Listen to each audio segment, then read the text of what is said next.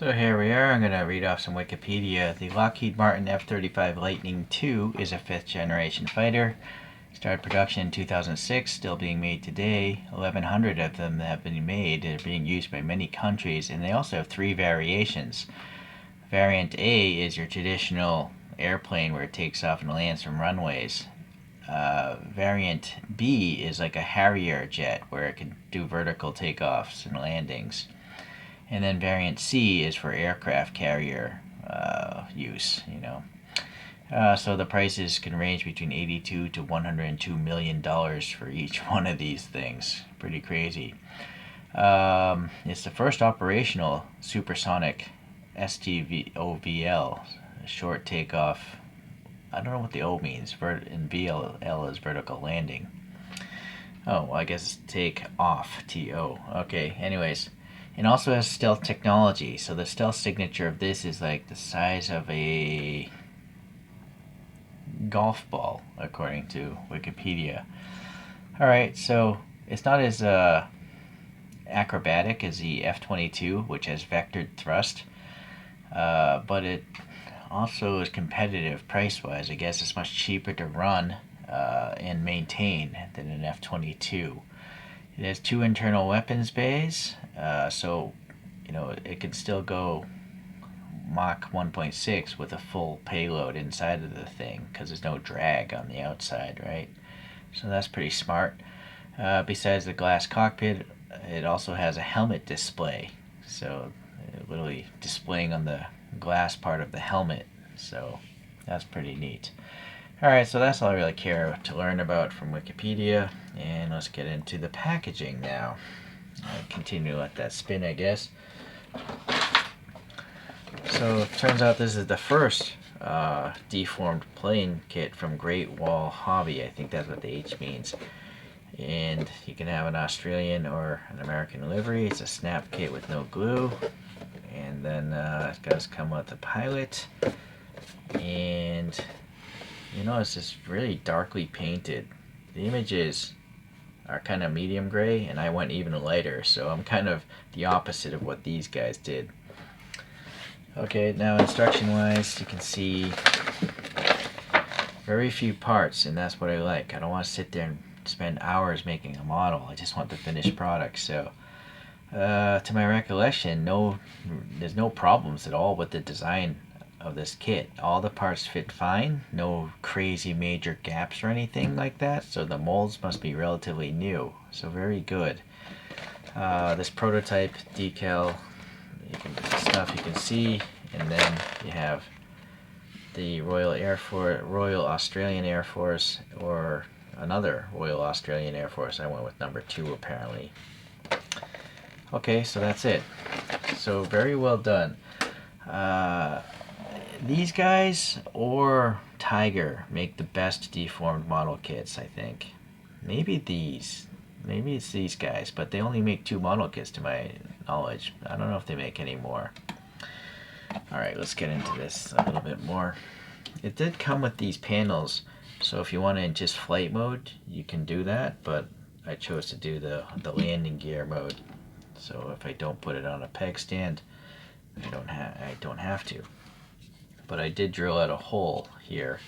It does actually come coincidentally with this flight stand thing, but I don't know of any flight stand that has a rectangular tip. So I don't know what this is for. Why wouldn't they have a 3mm hole one? So I basically took the hole that was there and just drilled it out. It was a nice pilot hole for me, I guess. Alright, so you'll see there's all sorts of nice panel detailing and stuff. These are for the internal weapons bays, apparently.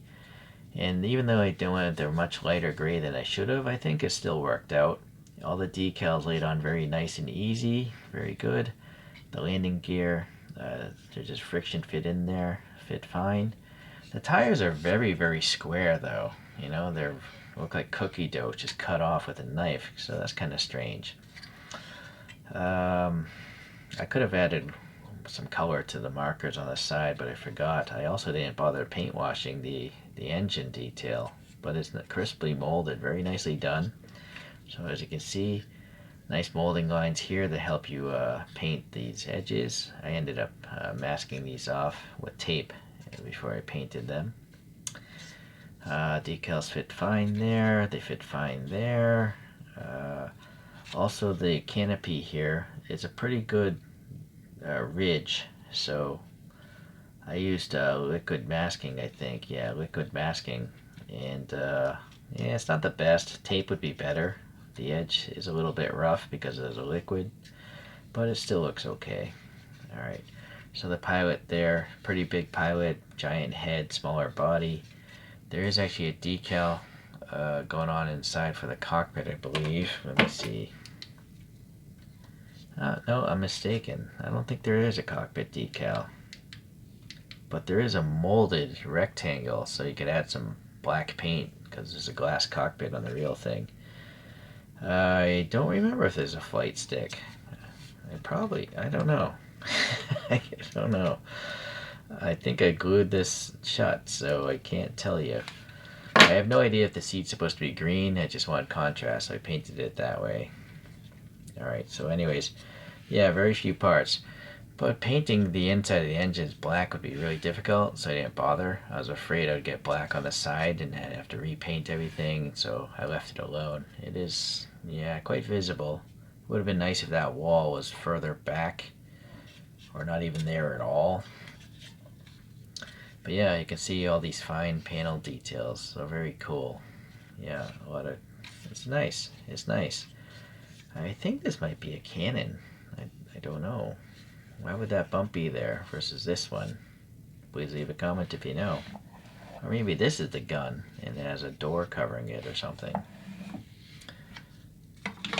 Oh, let's compare it to some other planes first. Alright, so the second model kit this brand did is an F-15J, the Japanese F-15. And that was just as good. I really like this brand.